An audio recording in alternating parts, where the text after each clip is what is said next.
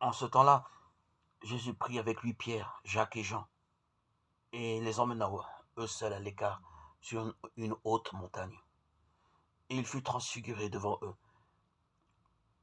Ses vêtements devinrent resplendissants, d'une blancheur telle que personne sur terre ne peut obtenir une blancheur pareille.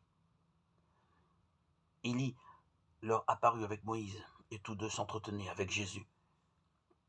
Pierre alors prend la parole et dit à Jésus, « Rabbi, il est bon que nous soyons ici. Dressons donc 3 tentes, une pour toi, une pour Moïse et une pour Élie. » De fait, Pierre ne savait que dire, tant leur frayeur était grande. Survint une nuée qui les couvrit de son ombre. Et de la nuée, une voix se fit entendre. « Celui-ci est mon fils bien-aimé, écoutez-le. » Soudain, regardant tout autour, ils ne virent plus que Jésus seul avec eux. Ils descendirent de la montagne, et Jésus leur ordonna de ne raconter à personne ce qu'ils avaient vu avant que le Fils de l'homme soit ressuscité d'entre les morts. Et ils restèrent fermement attachés à cette parole, tout en se demandant entre eux ce que voulait dire ressusciter d'entre les morts. Marc 9, 2, 10.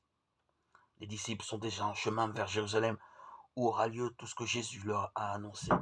Pierre l'a reconnu comme le Christ. Jésus leur a expliqué quelles sont les conditions pour le suivre.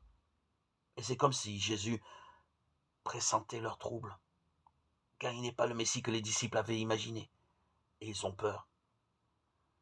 Jésus leur permet d'entrevoir la lumière de la résurrection, pour que, dans les moments difficiles qui vont venir, ils puissent avoir confiance, et qu'ils n'oublient pas que sa lumière illuminera tout ce qui est absurde et obscur. Nous ne pouvons rien savoir de la façon dont Jésus a vécu ce cadeau du Père qui le confirmait dans son amour.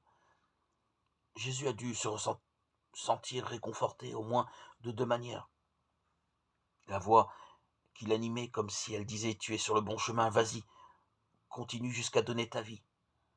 Et la présence de Moïse et Élie, représentant la loi et les prophètes, qu'il intégrait à l'histoire de Dieu avec son peuple.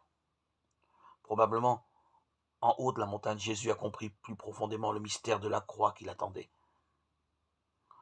Le sommet de la montagne symbolise notre intérieur, là où personne ne ressemble à personne, là où l'être humain doit rencontrer la lumière. Cela demande un travail intérieur de monter sur la montagne, un travail qui nous coûte tellement, pour redescendre transfiguré et porter à travers notre vie sa lumière à toute l'humanité.